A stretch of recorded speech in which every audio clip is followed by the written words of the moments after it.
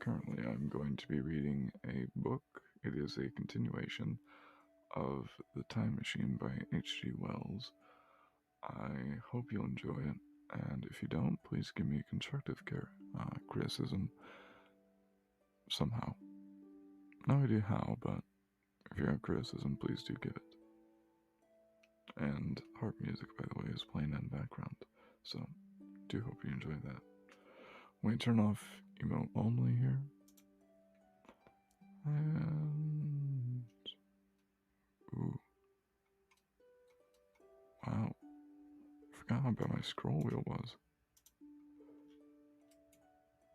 Emote only, turn that off. Go back to streaming window, and we're good. There. Now, to the actual book. Get ready, my fellow degenerates. I do hope you find this to be enjoyable, too. Okay.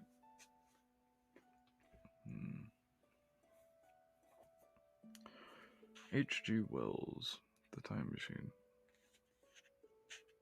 Chapter 4. In another moment, we were standing face to face. I and this fragile thing out of fertility. He came straight up to me and laughed into my eyes. The absence from his bearing of any sign of fear struck me at once.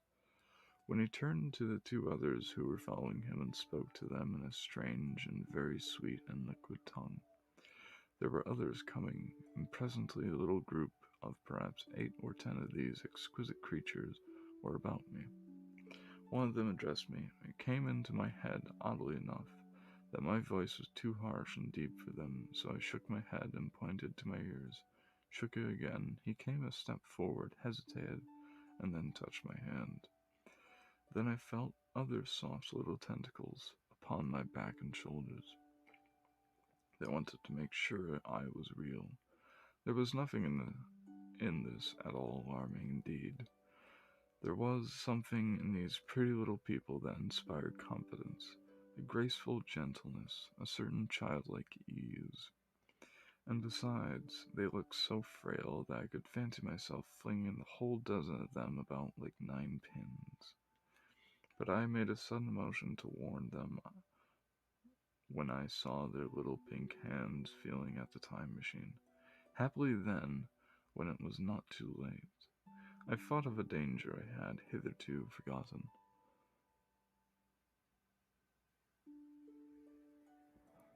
Sabrina, let me fix that. So it seems I forgot that. Also, Sabrina, is the harp music too loud or too quiet?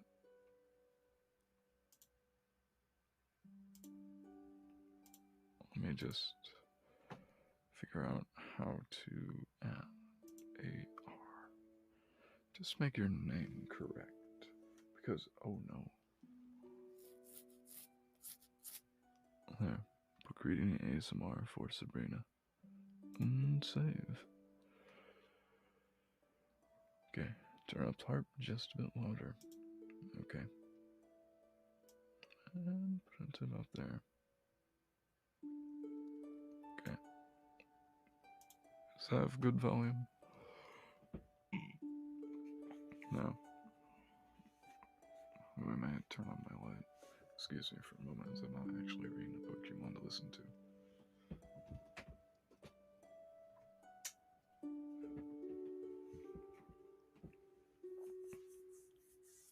Okay, back to book. Book John.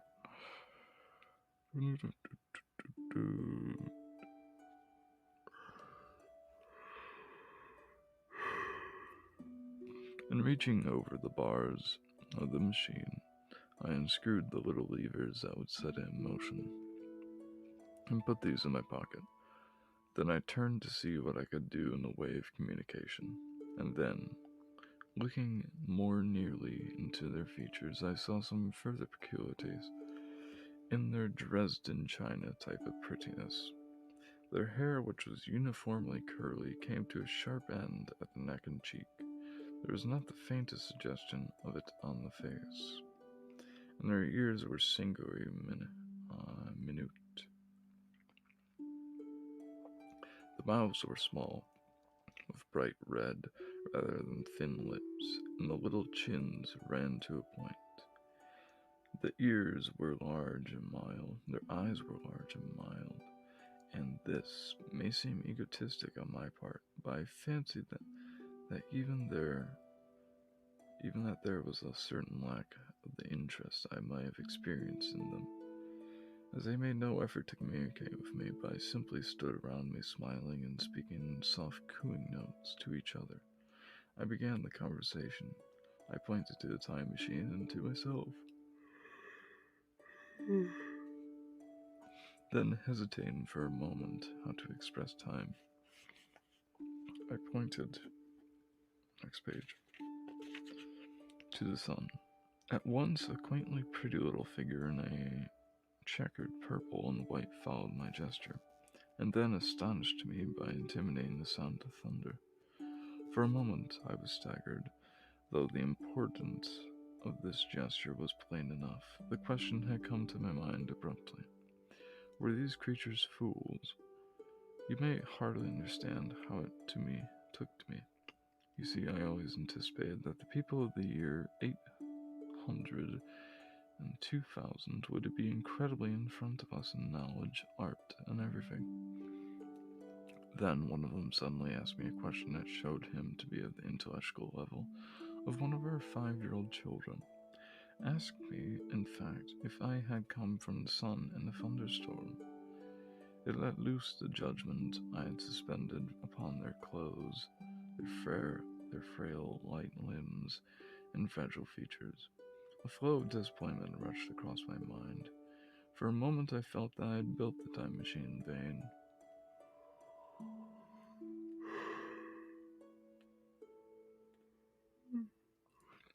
I nodded, pointed to the sun, and gave them such a vivid rendering of a thunderclap as startled them. They with all drew a pace or so and bowed.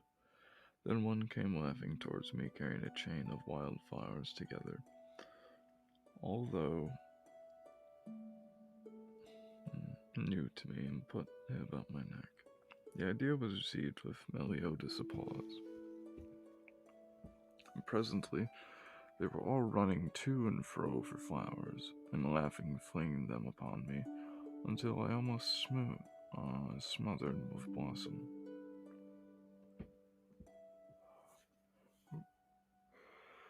You who have never seen the like can scarcely imagine what delicate and wonderful flowers countless years of culture had created.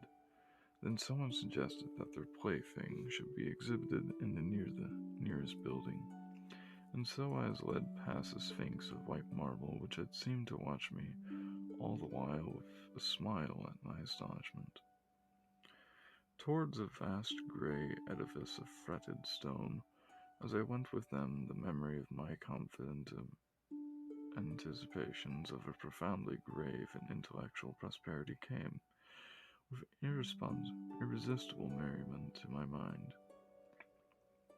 The building had a huge entry, and was almost altogether of colossal dimensions. I was naturally most occupied with the growing crowd of little people, and with big open portals that yawned before me, shadowy and mysterious. My general impression of the world I saw over their heads was a tangled waste of beautiful bushes and flowers, a long-neglected yet weedless garden. I saw a number of tall spikes of strange white flowers, measuring a foot perhaps across the spread of the waxen petals. They grew scattered, as if wild, among the variegated shrubs. But, as I say, I did not examine them closely at this time. The time machine was left deserted on the turf amongst rhododendrons.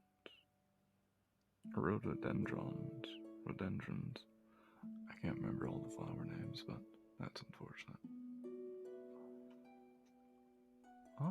Welcome in, Nancy. Sorry that I can't really see much of my mouse. I'm using a old one that needs to be fixed.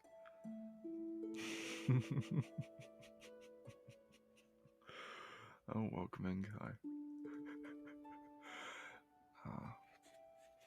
But if I sleep, Kai, I wouldn't be awake during the stream. And I'm afraid I need to be awake to read. But anyway, you do have a wonderful sleep on. Let me find out where I was reading here. The arch of the doorway was richly carved, but naturally I did not observe the carving very narrowly, though I fancied I saw suggestions of old Phoenician decorations as I passed through, and it struck me that they were very badly broken and weather-worn. Several more brightly clad people met me in the doorway, and so we entered. I dressed in a dingy 19th century garments, looking grotesque enough, garlanded with flowers and surrounded by an eddying mass of bright, soft-colored robes and shining white limbs, and a melodious whirl of laughter and laughing speech. The big doorway opened into a proportionately great hall hung with brown. The roof was in shadow, and the windows, partially glazed with colored glass and partially unglazed, emitted a tempered light. The floor was made up of huge blocks of some very hard white metal, not plates or slabs, blocks. And it was so much worn, as I judged by the going to and fro of past generations, as to be deeply channeled along more frequented ways. Transverse to the length were innumerable tables made of slabs of polished stone, raised perhaps a foot from the floor, and upon these were heaps of fruits. Some I recognized as some kind of hypertrophied raspberry and orange, but for the most part they were strange. Kai, you haven't slept for 16 hours? Bad boy. You need to get some sleep there, hon.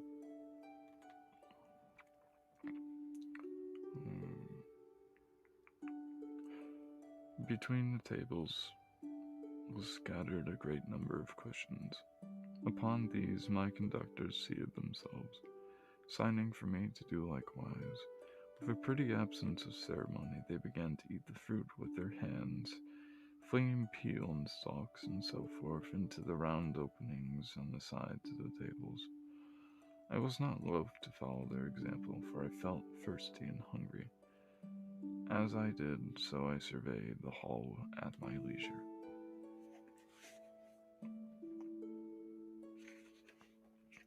And perhaps the thing that struck me most was its dilapidated look. The stained glass windows, which displayed only a geometric pattern, were broken in many places, and the curtains that hung across the lower were thick with dust. And it caught my eye that a corner of the marble table near me was fractured. Nevertheless, the general effect was extremely rich and picturesque.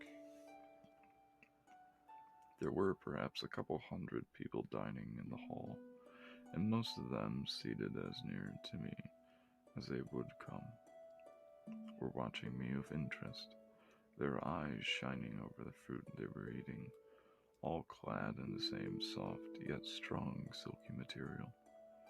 Fruit, by the by, was all their diet. These people of the remote future were strict vegetarians, and while I was with them, in spite of their carnal cravings, I had to be frugivorous.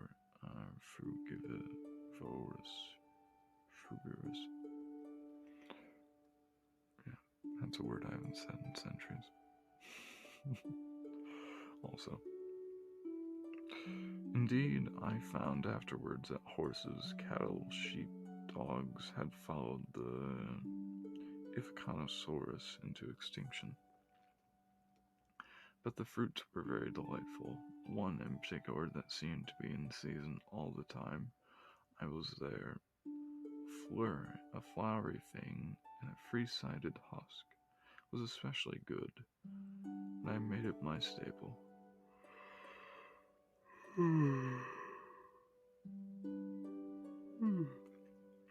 At first I was puzzled by all these strange fruits and by the strange flowers I saw, but later I began to perceive their import. However, I am telling you of my fruit dinner in the distant future now. So soon as my appetite was a little checked, I determined to make a resolute attempt to learn the speech of these new men of mine. Clearly, that was the next thing to do. The fruit seemed a convenient thing to begin with. Holding one of these up, I began a series of interrogative sounds and gestures. I had some considerable difficulty in conveying my meaning. At first my efforts met with a stare of surprise and indistinguishable laughter, but presently a fair-haired little creature seemed to grasp my intention, and repeated a name. They had to chatter and explain the business at great length to each other, and my first attempts to make the exquisite little sounds of their language caused an immense amount of amusement. However, I felt like a schoolmaster amongst children, and persisted. And presently I had a score of noun substantives least at my command, and then I got to demonstrative pronouns and the verb to eat. But it was slow work, and the little people soon tired and wanted to get away from my interrogations, so I determined, rather of necessity, to let them give their lessons in little doses when they felt inclined. And when very little doses, I found they were before long, for I had never met a people more indolent and more easily fatigued. A queer thing I soon discovered about these little hosts, and that was their lack of interest. They would come to me with eager cries of astonishment, like children, but like children they would soon stop examining me and wander away after some other toy. The dinner and my conversational beginnings ended. I noted for the first time as almost all of these who had surrounded me at first were gone. It was odd, too, how speedily I came to disregard those little people. I went out through the portal into the sunlight world again. As soon as my hunger was satisfied, I was continually meeting more of these men of the future, who would follow me for a little distance, chatter and laugh about me, and, having smiled and gesticulated in a friendly way, leave me to my own devices.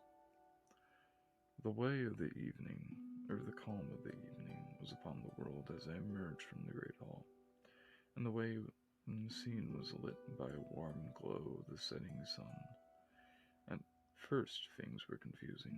Everything was entirely different from the world I had known, even the flowers. The big building I had left was situated on top of the slope of a broad river valley, but the Thames had shifted perhaps a mile from its present position. I resolved to mount to the summit of a crest, perhaps a mile and a half away, from which I could get a wider view of this our planet. In the year 802,701 AD. Okay. I should explain was the date the little dials in my machine recorded. As I watched for every impression that I could possibly help to explain the condition of ruinous splendor in which I found the world. For ruinous it was, a little way up the hill, for instance, was a great heap of granite, bound together by masses of aluminum. A vast labyrinth of precipitous walls and crumpled heaps. Amidst were thick heaps of beautiful pagoda-like plants, nettles possibly, but wonderfully tinted with brown about the leaves, and incapable of stinging. It was evidently the derelict remains of some vast structure. To what end built, I could not determine. It was here that I was destined, at a later date, to have very strange experience. The first intimation intimation of a still stranger discovery. But of that I will speak in its proper place. Looking round with a sudden thought from a terrace on which I rested for a while, I realized that there was no small houses to be seen. Apparently the single house, and possibly even the household, had vanished, and here and there among the greenery were palace-like buildings, but the house and cottage, which formed such characteristic features of our own English landscape, had disappeared. Communism, I said to myself.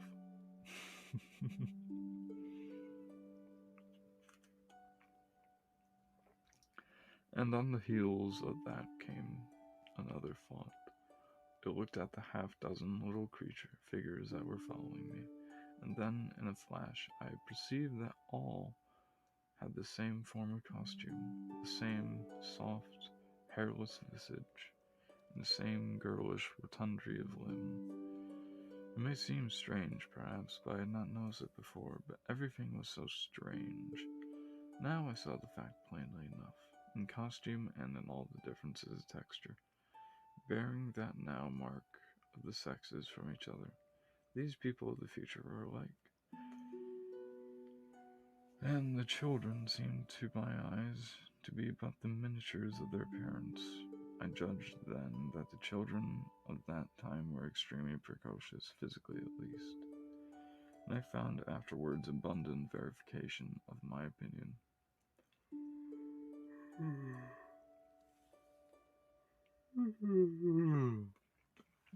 Seeing the case and security in which these people were living, I felt that this close resemblance of the sexes was after all what one would expect. For the strength of a man and the softness of a woman, the institution of the family and the differentiation of occupations are mere militant necessaries of an age of physical force, where population is balanced and abundant. Much childbearing becomes an evil rather than a blessing of the state. Where violence comes, but rarely an offspring are secure, there is less necessity. Indeed, there is no necessity for an efficient family, and the specialization of the sexes with reference to their children's needs disappear. We see some beginnings of this even in our own time, and in this future age, it was complete. This, I must remind you, was my speculation at the time. Later, I was to appreciate how far it fell short of the reality. While I was musing upon these things, my attention was attracted by a pretty little structure, like a well under a cupola. I thought, in a transitory way, of the oddness of wells still existing, and then resumed with a thread of my speculations. There were no large buildings towards the top of a hill, and as my walking powers were evidently miraculous, I was presently left alone for the first time. With a strange sense of freedom and adventure, I pushed on up to the top of the crest. There I found a seat of some yellow metal that I did not recognize, corroded in places with some kind of pinkish rust, and half smothered in soft moss. The armrest cast and filled into the resemblance of griffins' heads. Oh, really, Meffy? You're unamused. Why, thank you. Wait a minute. Isn't it 5 o'clock for you, Meffy? Why are you listening to someone reading a book? Well, if you want to enjoy it, just stay here. And thank you for the follow, Astmo. I do very much appreciate it. Wonder how much that puts me at. Here, let me look for about a moment. I wonder if I'm at 90 yet. Okay. Twitch. Just enjoy the wonderful harp music. And do try not to fall asleep. Okay, channel.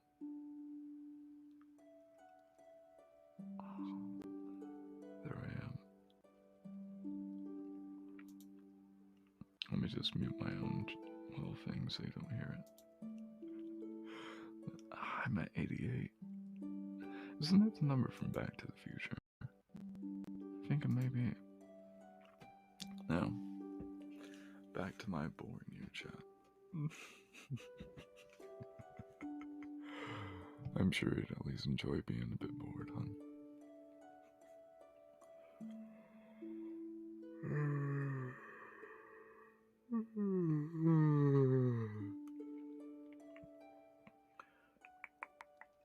I sat down on it, and I surveyed the broad view of our old world under the sunset of that long day. It was as sweet and fair a view as I had ever seen. The sun had already gone below the horizon, and the west was flaming gold, touched with some horizontal bars of purple and crimson. Below was the valley of the Thames, in which the river lay like a band of burnished steel. I had already spoken of the great palaces dotted among the variegated greenery, some in ruins and some still occupied. Here and there rose a white or silvery figure in a waste garden of the earth, and here and there came the sharp vertical line of some cupola or obelisk. There were no hedges, no signs of proprietary rights, no evidences of agriculture. The whole earth had become a garden. So watching, I began to put my interruption upon the things I had seen, and as it shaped itself to me that evening, my interpretation was something in this way. Afterwards, I'd found that I had only gotten half-truth, or only a glimpse of one facet of the truth. Yes, it was. Thank you for telling me, Asmos. It seemed to me that I only happened upon humanity upon the wane. The ruddy sunset set me thinking of the sunset of mankind. For the first time I began to realize an odd consequence of the social effort in which we were present engaged, and yet, come to think of its logical consequence enough, strength is the outcome of need, security sets premium on feebleness. The work of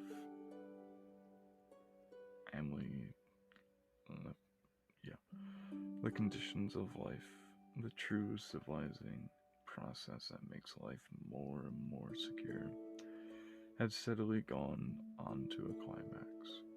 One triumph of the united humanity over nature had followed another. Things that were now mere dreams had become projects deliberately put in hand and carried forward. And the harvest was what I saw. After all, the sanitation and the agriculture of today are still in the rudimentary stage. The science of our time was attacked, but a little department of the field of human disease.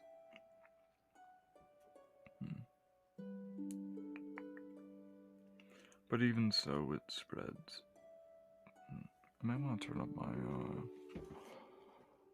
audio here, just in case. Okay? Put you right about here, so you can hear me a little bit more. Oh, hello, Chris. Welcome in. Do enjoy yourself here as I read a wonderful book. It's a continuation of The Time Machine. I am reading it slow, though, so brace yourself on. Also, how have you been? I do hope you've been good.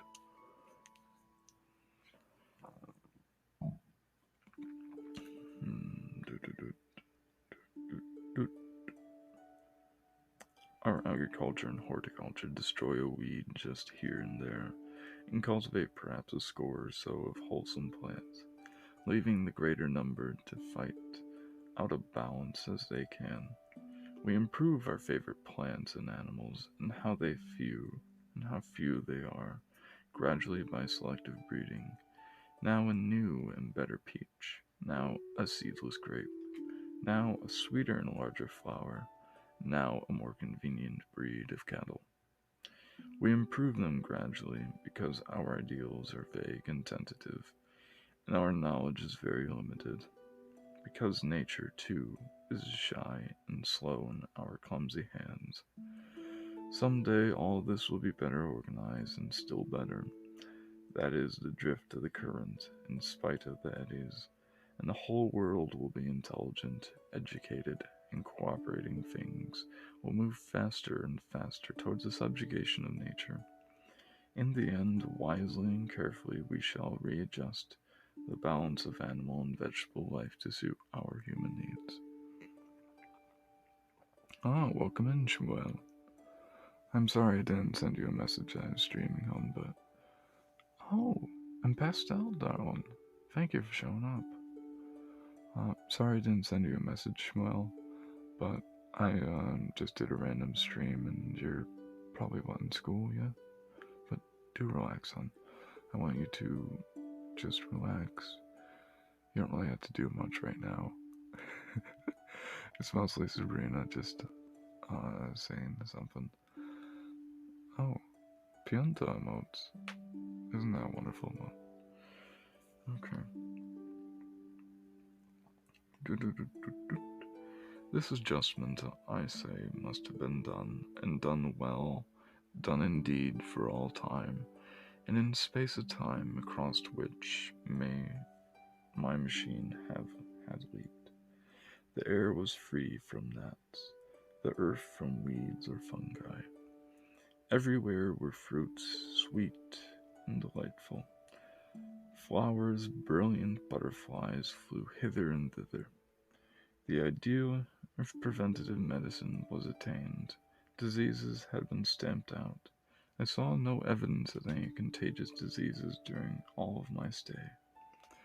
And I shall have to tell you later that in the process of putrefaction and decay had been profoundly affected by these changes. Social triumphs, too, had been affected. I saw mankind housed in splendid shelters, gloriously clothed, and as yet, I had found them engaged in no toil. There were no signs of struggle, neither social nor economic struggle. The shop, the advertisement, traffic, all that commerce which constitutes the body of our world was gone. It was natural that the golden evening, that I should jump at the idea of social paradise. The difficulty of increasing population had been met, I guessed, and the population had ceased to increase.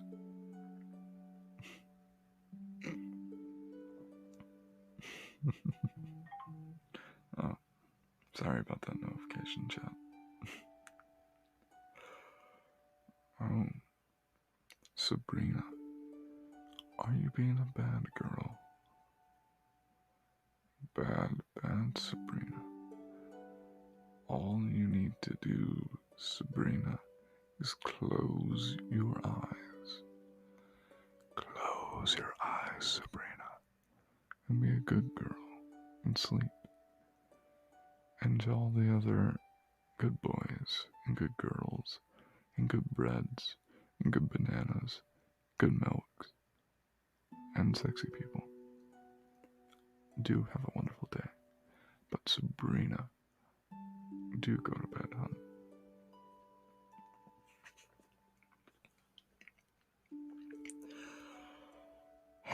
But with this change in condition comes the inevitable adaptations to the change. What, unless biological science is a mass of errors, is the cause of human intelligence and vigor, hardship and freedom, conditions under which the active and strong and subtle survive, and the weaker go to the wall, conditions that put a premium upon the loyal allegiance of capable men, upon the self-reliance, patience, and decision, and the institution of the family and the emotions that arise therein, the fierce jealousy and the tenderness for offspring, parental self-devotion all found their justification and support in the imminent dangers of the young. Now, where are all these imminent dangers? There is a sentiment arising, and it will grow against communal jealousy, against fierce maternity, against passion of all sorts, unnecessary things now, and things that make us uncomfortable. Survivals.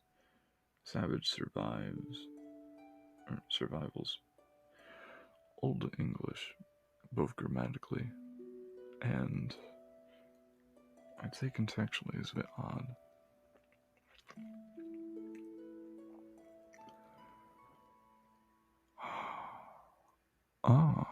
And what is this commissioner H.G.Wells? Should I start commissions too, where I just read random things, say random things, call you a good boy? I could do that. Good girl.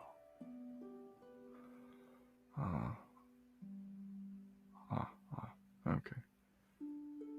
You do that, probably after. Just because, and there's only about 24 minutes left in this hour. I can probably just open Discord. Okay. Let me go here. Yeah. Listen to the wonderful chat. Like mouse clicks chat. They're beautiful. Okay.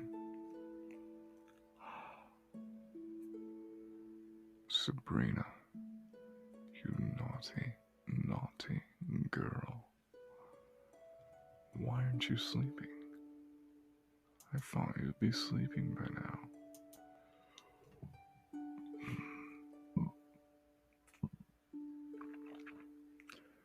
Sabrina, and here I thought you wanted to be a good girl, but here you are, being a naughty kitten.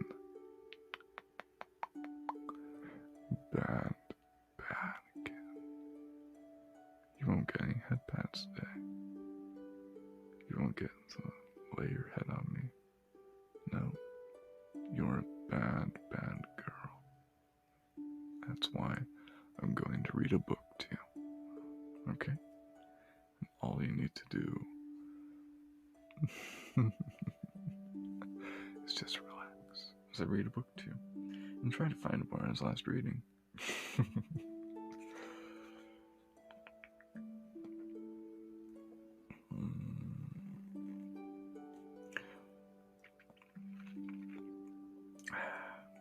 And the things that make us uncomfortable. Savage survivals. Discords in a refined and pleasant life. I thought of the physical slightness of the people, their lack of intelligence in those big, abundant ruins, and it strengthened my belief in a perfect conquest of nature. For after the battle comes quiet. Humanity has been strong, energetic, and intelligent, and it had used all of its abundant vitality to alter the conditions under which it lived. And now came the reaction of the altered conditions, under the new conditions of perfect comfort and security.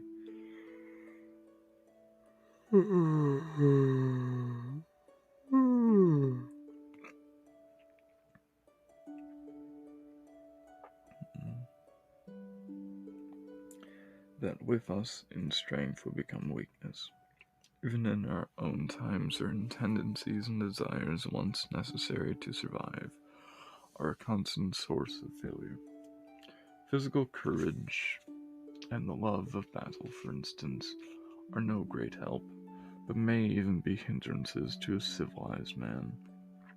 And in a state of physical balance and security, power, intellectual as well as physical, would be out of place For countless years I judged there had been no danger of war or solitary violence, no danger from wild beasts, no wasting disease to require strength of constitution, no need of toil for such a life.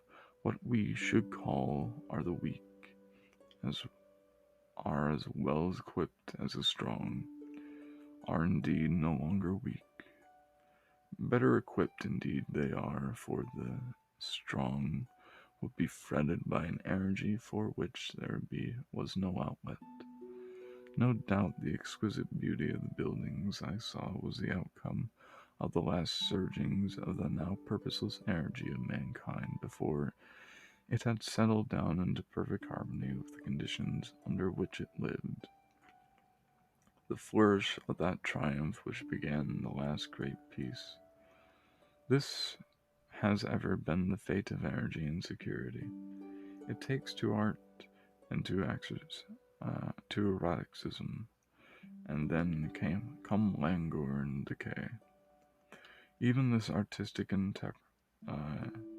impetus would at least die away, had almost died in the time I saw, to adorn themselves with flowers and to dance and to sing in the sunlight. So much was left of the artistic spirit and no more. Even that would fade in the end to a contented inactivity. We are kept keen on the grindstone of pain and necessity, and it seemed to me here was a hateful grindstone broken at last. What of Maud?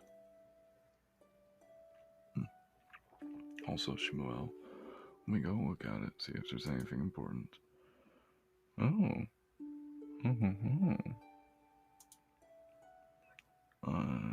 Could you write in for me, since I'm a bit busy reading a book, Shmuel? Felix says, I wish to see their feet. Thank you.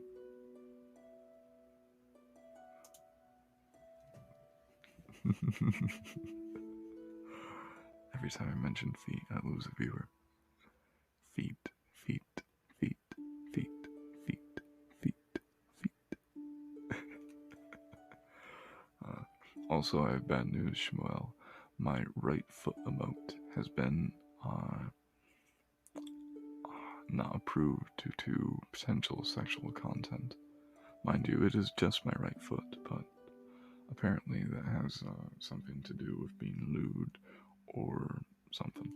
I don't quite understand, but if Twitch or Daddy Bezos wants to be somewhat diluted, I will allow him. Now,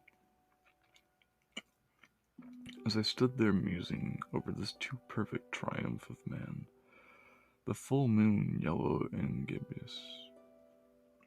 I have never set the moon cycles in about 7 years, so a century practically. Came up out of an overflow of the silver light in the northeast. The bright little figures ceased to move about below. A noiseless owl flirted by, and I shivered with the chill of the night. I determined to descend and find where I could sleep.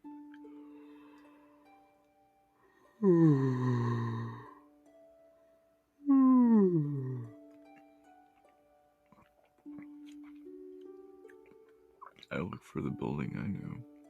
Then with my eye traveled along the figure of the white sphinx upon the pedestal of bronze, growing distinct as the light of the rising moon grew brighter.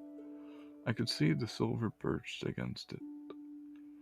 There was the tangle of the rhododendron bushes, black in the pale light, and there was a little lawn. I looked over the lawn again, and a queer doubt chilled my complacency. No, I said stoutly to myself, there was not the lawn, but it was the lawn, for the white leprous face of the sphinx was towards it. Can you imagine what I felt as this conviction came home to me? But you cannot. The time machine was gone. Dun dun dun. At once, like a lash across the face, came the possibility of losing my own age, of being left helpless in this strange new world. The thought, the bare thought of it was actual physical sensation. I could not feel it grip me at the throat and stop my breathing. In another moment, I was in the passion of fear and running with great leaping strides down the slope. Once I fell headlong and cut my face. I lost no time in staunching the blood, but jumped up and ran on, with a warm trickle down my cheek and chin. All the time I ran, I was saying to myself, they have moved it a little, pushed it under the bushes, out of the way. Nevertheless, I ran with all my might. All the time, with the certainty that sometimes comes with excessive dread. I knew that such assurance was folly, knew instinctively that the machine was removed out of my reach. My breath came in pain. I suppose I covered the whole distance from Hillcrest to Little Lawn. 2 miles, perhaps, in 10 minutes. And I am not a young man. I cursed aloud as I ran in my confident folly in leaving the machine. Wasting good breath, thereby I cried aloud, and none answered, not a creature seemed to be stirring in that moonlit world. When I reached the lawn, my worst fears were realized. Not a trace of the thing was to be seen. I felt faint and cold when I faced the empty space. Among the black tangled bushes, I ran around it furiously, as if the thing might be hidden in a corner, and then stopped abruptly with my hands clutching my hair. Above me toward the Sphinx, upon the bronze pedestal, white, shining, leprous. In the light of the rising moon, it seemed to smile in mockery of my dismay. I might have consoled myself by imagining the little people had put the mechanism in some shelter for me, had I not felt assured of their physical and intellectual inadequacy. That it was dismayed me, the sense of some hitherto unsuspected power, through whose intervention my invention had vanished. Yet, for one thing I felt assured, unless some other age had produced its exact duplicate, the machine could not have moved in time. The attachment of the levers, I will show you the method later, prevented anyone from tampering with it in a way where they were removed. It had moved and was hid only in space, but then, where could it be? I think I must have had some kind of frenzy. I remember running violently in and out among the moonlit bushes, all around the Sphinx, and startling some white animal that in the dim light I took for a small deer.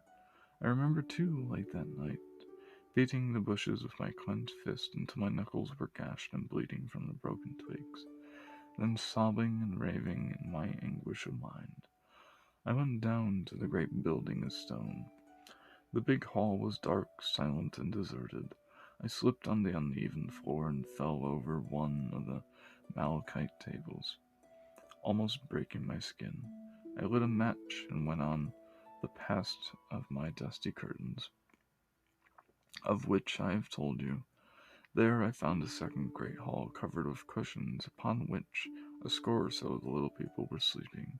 I have no doubt they found my second appearance strange enough, coming suddenly out of the quiet darkness with inarticulate noises and the splutter and flare of a match, for they had forgotten about matches. Where is my time machine?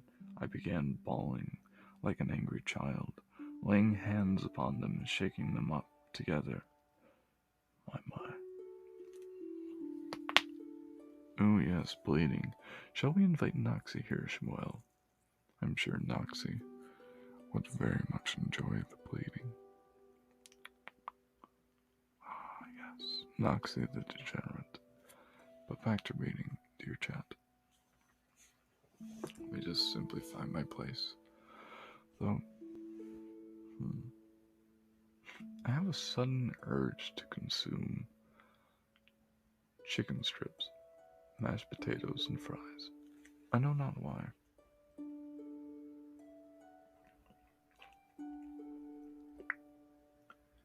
falling like an angry child, laying hands upon them and shaking them up together.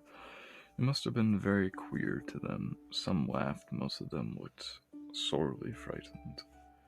I saw then them standing around me. It came to my head that I was doing something I was doing as foolish as a thing as it was possible for me to do under these circumstances. I was trying to revive the sensation of fear, for reasoning from their daylight behavior.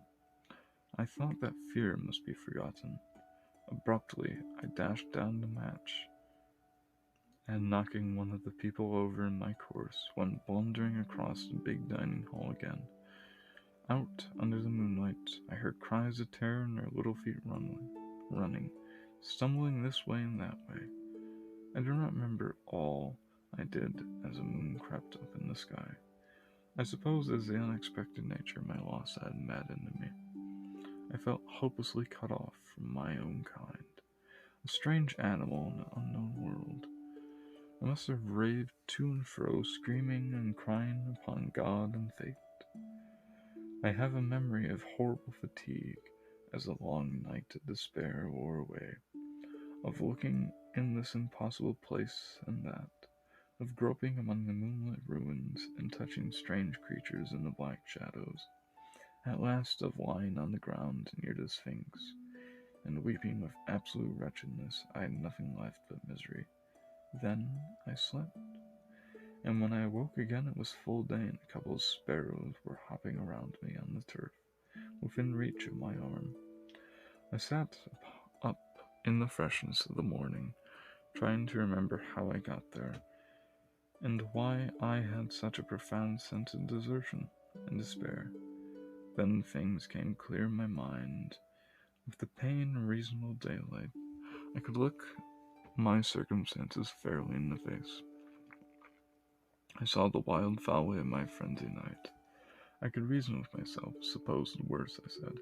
Suppose the machine altogether lost, perhaps destroyed.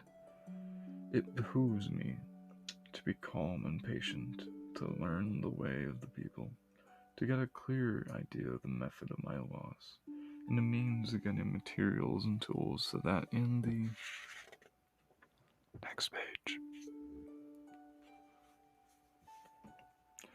and perhaps it may make another.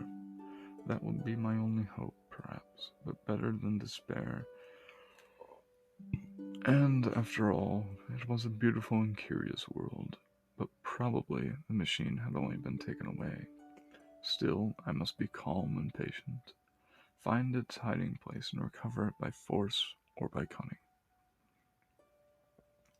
And with that I scrambled to my feet and looked about me, wondering where I could bathe. I felt weary, stiff, and travel-soiled. The freshness of the morning made me desire an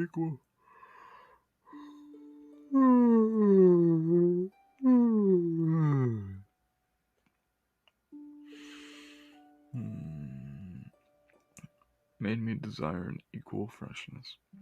I had exhausted my emotion, indeed. As I went about my business, I found myself wondering at my intense excitement overnight. I made a careful examination of the ground about the little lawn. I wasted some time in futile questionings, conveyed as well as I was able to such of the little people as came by. They all failed to understand my gestures.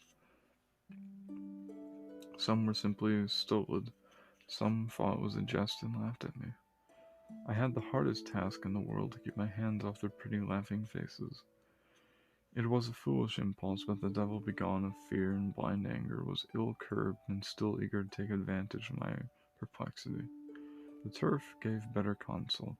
I found a groove ripped in it about midway between the pedestal of the Sphinx and the marks of my feet where on arrival I had struggled with the overturned machine. There were other signs of removal about, queer narrow footprints, like those I could imagine made by a sloth, or as the British say, sloth. Band feet, sadly. Band feet. If you want, I could spend a little bit of time too and help you try to ban some bots. I do recognize a few. Whoa, whoa, whoa. Whoa, Shmuel. Not quite no feet. We can always have the feet, okay? Just not the butt. Dab said.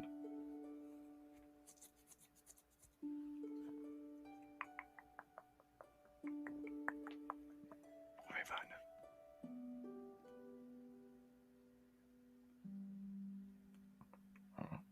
it. This directed my closer attention to the pedestal. It was not, as I think I have said, of bronze. It was not a mere block, but highly decorated, with deep framed panels on either side.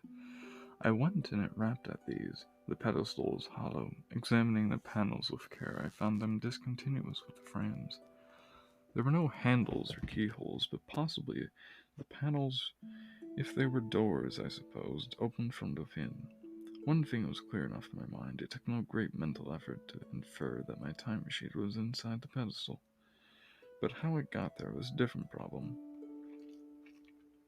I saw the heads of two orange-clad people coming through the bushes, and under some blossom-covered apple trees towards me.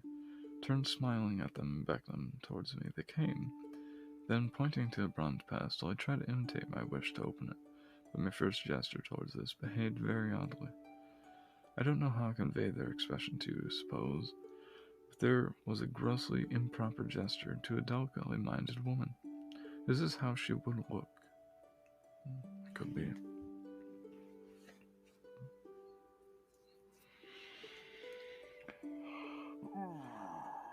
Is this how she would look? They went off.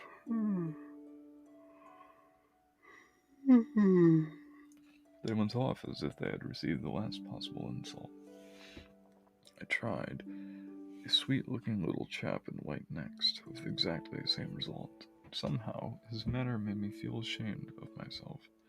But, as you know, I wanted the time machine, and I tried him once more. As he turned off like the others, my temper got the better of me. In 3 strides, I was after him, had him the loose part of his robe round his neck, and began dragging him towards the Sphinx. I saw the horror and repugnance of the face, and all of a sudden I let him go. My, he's a bit rude, isn't he? But I was not beaten yet. I banged with my fist at the bronze panels. I thought I heard something stir inside, to be explicit. I thought I heard a noise like a chuckle. But I must have been mistaken. Then I got a big pebble from the river, and it came, and I hammered until I flattened a coil in the decoration. And the vestiges came off the powdery flakes. The delicate little people must have heard me hammering and gusty. Outbreaks a mile away on the other side, but none came of it. I saw a crowd of them upon the slopes, looking furtively at me. At last, hot and tired, I sat down to watch the place. But I was too restless to watch long. I am too occidental for a long vigil. I could work at the problem for years, but wait inactive for 24 hours.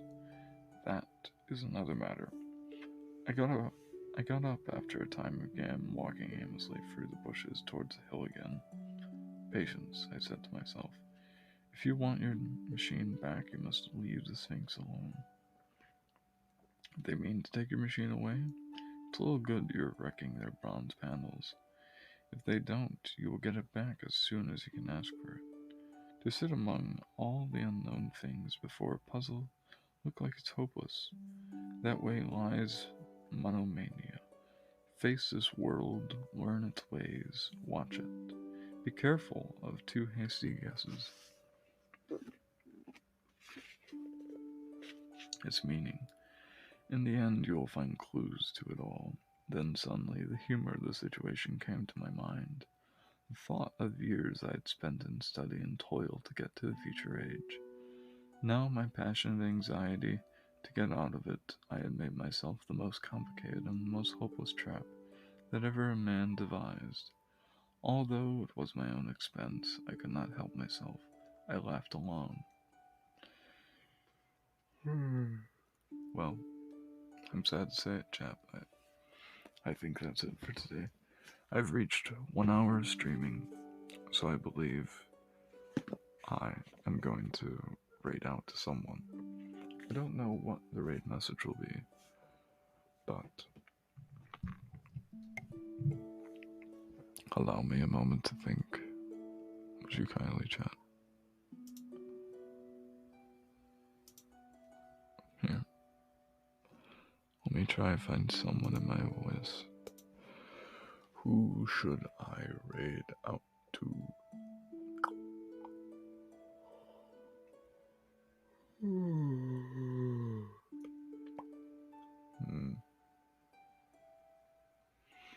I guess we can raid Kaz. We'll raid Kaz. Yeah, why not Kaz? Okay. Huh. Oh, my book reading couldn't make you sleep, Sabrina darling. Well, that's a true tragedy. Let me get my headphones ready so I can at least hear Kaz when I raid them. Or should I raid Skella?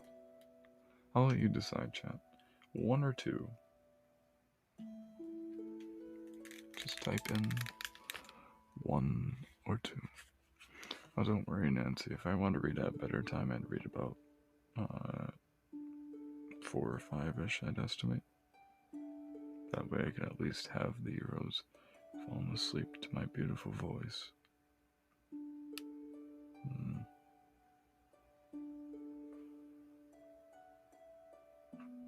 There.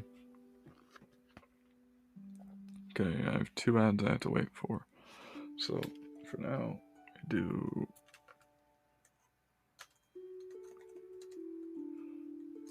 I have cap locks on for some reason.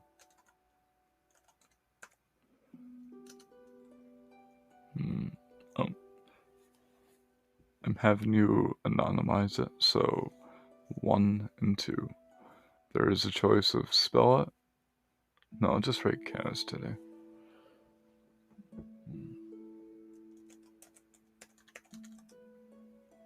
Okay.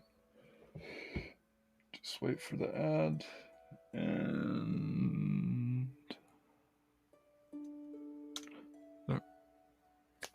There we go.